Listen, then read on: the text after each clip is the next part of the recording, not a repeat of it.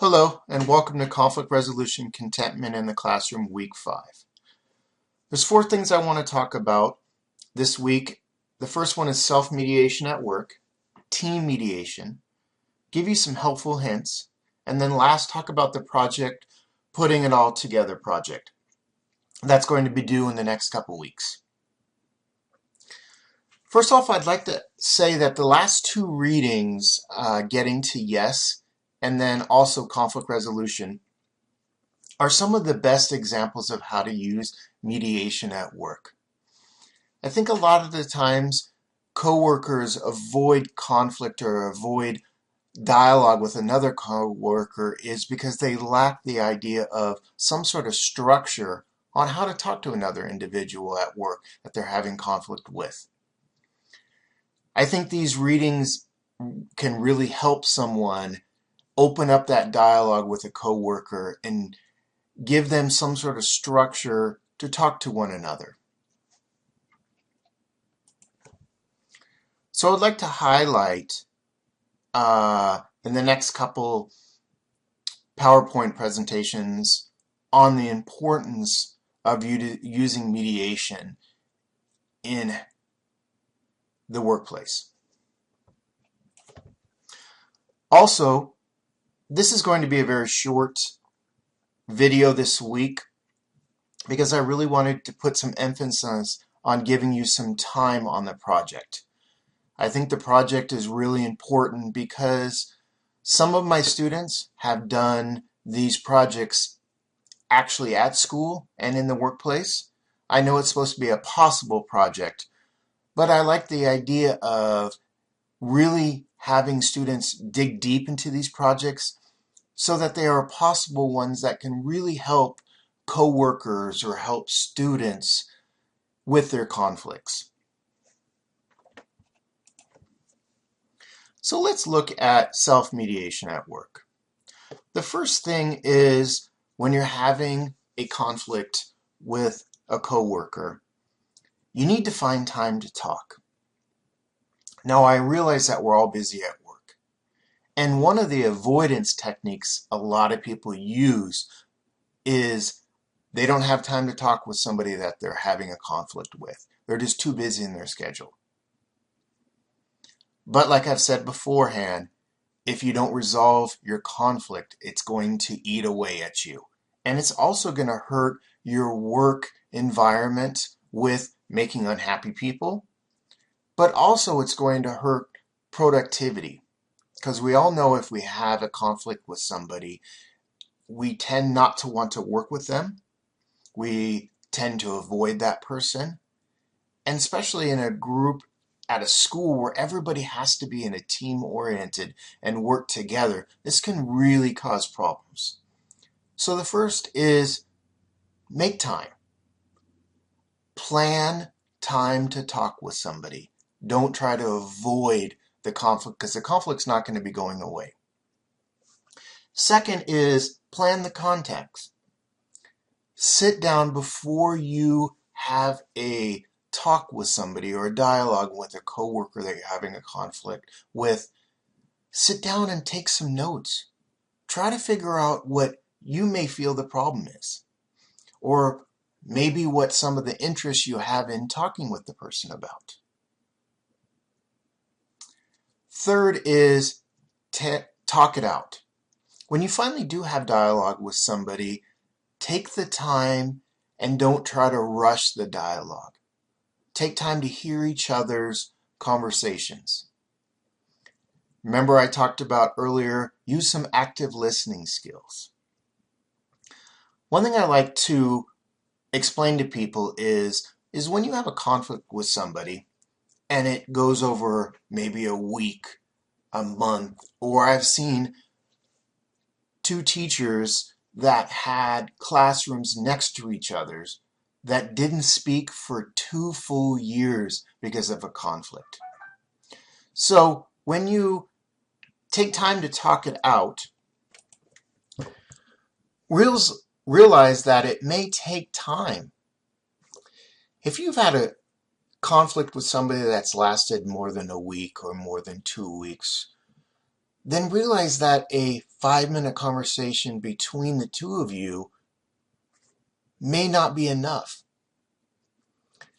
Now, opening that dialogue and having that conversation, the first time you have dialogue, you might want to only talk for 4 or 5 minutes to kind of break the silence between you and the other person. But realize you're going to have to continue dialogue with this person, because something that with a conflict that lasts for quite some time is not going to be a short 2-minute conversation. Realize that when you sit down, make sure that you're in a quiet area where you can have conversation. A lot of times people want to meet at lunch. Well, I think that sometimes this can be a problem because there's a lot of distractions that you're having. You're eating your lunch, you're focusing on getting food in your system. Food is important. Take the time to eat beforehand. Second of all, there's a lot of distractions with people being in the lunchroom. You may get embarrassed on saying something while other coworkers are around you, or you might get interrupted. Try to meet at a quiet place where you can sit down and actually have a conversation without interruptions. And this last is make a deal. And this idea is to go in and try to figure out ways to resolve the conflict. Actual tangible things that you can do. Remember what I said beforehand. Let's look at this PowerPoint. When you talk with somebody, we need to set up some guidelines. We also need to let them tell their stories. What are possible problems? Try not to take a position or interpretation of the problem. Once the problems are found, talk about what your interests are in the problem. Make a list of topics, issues that can be discussed, and then this last part here, the action steps. This is what is involved in making a deal. Making some sort of contract up between you and the coworker on how you're going to resolve it and how you're going to make some sort of commitment to that deal. So, once again, find time to talk. Plan the context. Talk it out. Make a deal.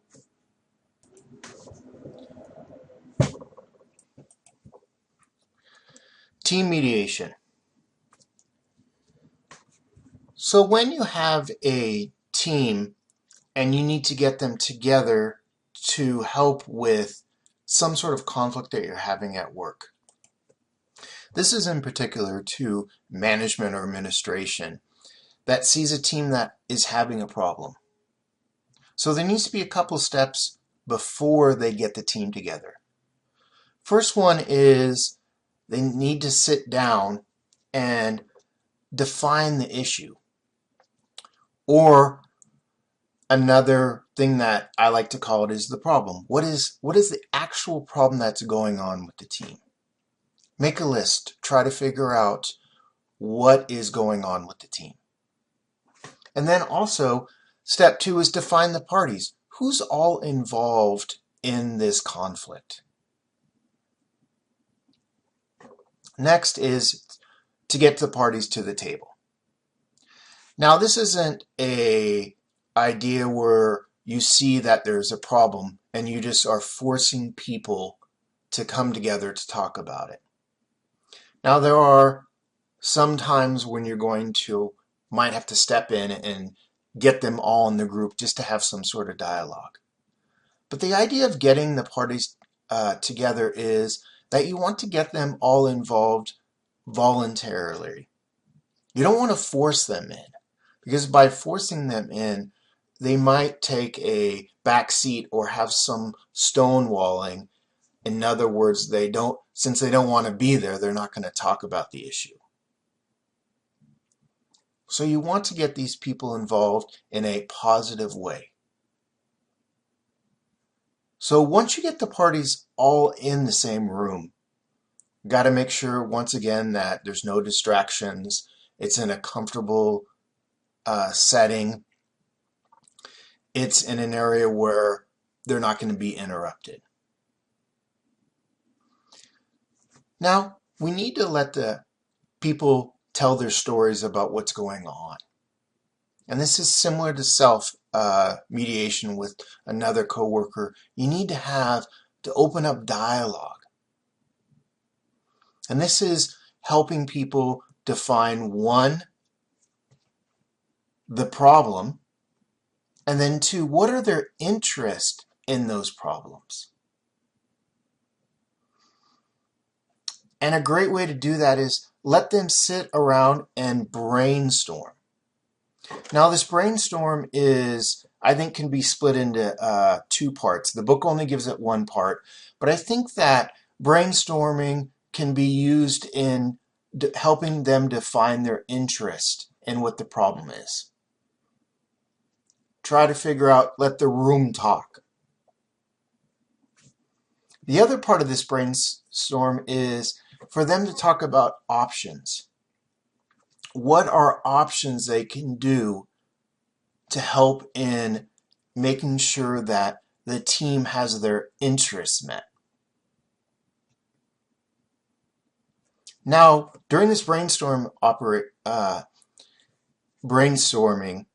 some problems can arise, because of people may give options that are not possible.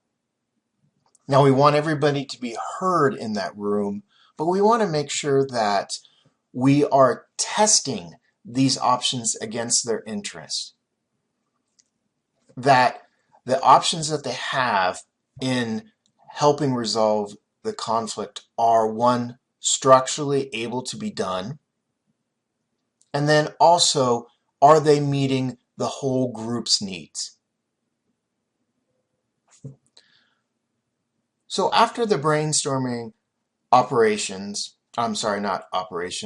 brainstorming and then the testing to make sure that the interests of the team are met, we need to make an action plan. And that is sitting down and trying to write out how we're going to resolve this conflict. Almost like a contract with the team. Almost to the point where people sign it at the very end. Now, typically in a mediation, there is a signing of a contract between two people that are having a conflict on what they're going to do.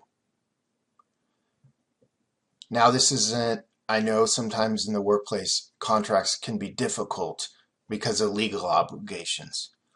But I think that it's really important that we kind of make sure that it's written down on what people are going to do to help and resolve the conflict. And the last part is ask for commitment. And this is this buy-in to make sure that everybody can believe that, one, the conflict can be resolved, and two, that because they come in to the parties voluntarily, that they were a part of it. Now, if we have them come in against their will, this is going to be hard to ask for a commitment. So, in the end, if the entire team can have a buy-in or a commitment towards this action plan, it's going to really help with having to resolve the conflict. So let's look at a couple helpful hints during team mediation and self-mediation. The first part is with people. Separate the people from the problem. In other words, let's not try to link in what the problem is to the individual. And one of the reasons why this can hurt is the attribution error. Because we interpret people's behavior acts is almost a character flaw. So try not to focus just on people and the problem. Try to separate the two. Second of all, interest. We've talked about this beforehand. Focus on the interest, not the position. Remember, positions are fixed solutions when people enter into a dialogue. Try to focus on the needs of what the problem is. Third is, don't try to go with just one option. Invent multiple options in looking for mutual gains before deciding what to do. I think sometimes when you get into a group, everybody's busy. We want to hurry up and define what the problem is, try to figure out what the best solution is. If we make too rash of a decision, what's going to happen is we're going to have a problem with the buy-in or the commitment at the very end. Try to look at many different options of what to do. And then third is, insist that the results are based on some sort of objectable standards. When you look at possible solutions, look at specific action plans that you can take. Don't try to make them too general. Make sure that they're specific in nature so you can have tangible ways on how to attack the problem over the next couple weeks or the next couple of days. And lastly, a little addition is take time to reading Getting to Yes and the Conflict Resolution book. Some of the ideas in this can be really important at work, and I think that they can be helpful in dialogue between individuals having a problem or a team having a conflict. I wanted to give you a lot of time this week on working on your projects. I want to talk a little bit about the project so you get a better understanding of it. First of all, define your project. Now, the project doesn't have to be implemented at your school or work, but it has to be a practical way to teach conflict resolution. Now, some of the examples I like to give is in a school setting, a lot of places have peer mediation programs. Some of the projects people have had is taking that peer mediation and one, either getting involved in it or improving the peer mediation program.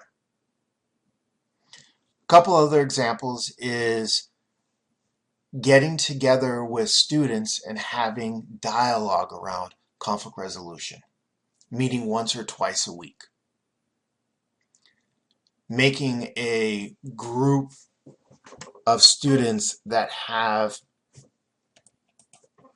buy-in to conflict resolution and giving them tools to help spread conflict resolution skills to other students.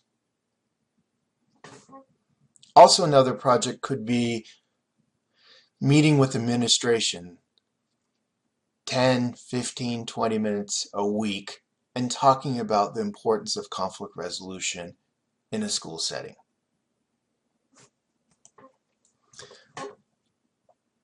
So once again, realize that this is a project that you do not have to implement at work. Now, if you do implement it at your work or your school, even the better.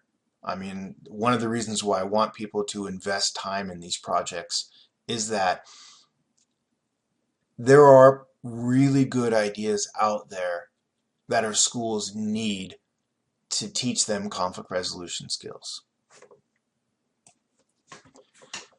So secondly, give details on your projects. How would you go about completing this project? Now, this is an area in the project where you define how you're going to do it. Are you going to go talk to administration? Are you going to get students together once a week? And how would you get those students together? So these are details on how you would complete the project at your school or at your work. Secondly is, what is your desired outcome for the project? Give me some detailed descriptions on why you want to do this project. This should be at the very beginning. Now, even though you may not have these objectives met, what do you want out of this project? What do you want to see students or administration or you become better at? Now the project's got to be 5 to 10 pages. And the last is have fun with it. I don't want this to be a grueling process. I know that a lot of people out there don't like to talk about conflict resolution. To me, I deal with it every day. So I get excited about learning new techniques or new skills out there. So have fun with it. Make it a positive project. So the journal entry for this week, if you were able to set up a dialogue with the person you're having conflict within your journal's entries, so the conflicts that you've had in previous journal entries, go in and try to define what the problem is in your conflict. Then, what would be some of your interest in this conflict, or what are the interests that you would have in resolving this problem? What could be any possible interest of the other person that's in the conflict? Remember, in conflict resolution, you need to have assertiveness of yourself and then also have compassion for the other person. So what is your interest and what are the possibility of the other person's interests? And then what are some action steps or issues that could help in your conflict? What are tangible things that you could do with the other person? Now I realize that you actually aren't having dialogue with this person, but this is an idea of getting ready if you were to have dialogue with this person. These are some things that you can think about before speaking with this person on the conflict. Thank you, and I'll see you next week.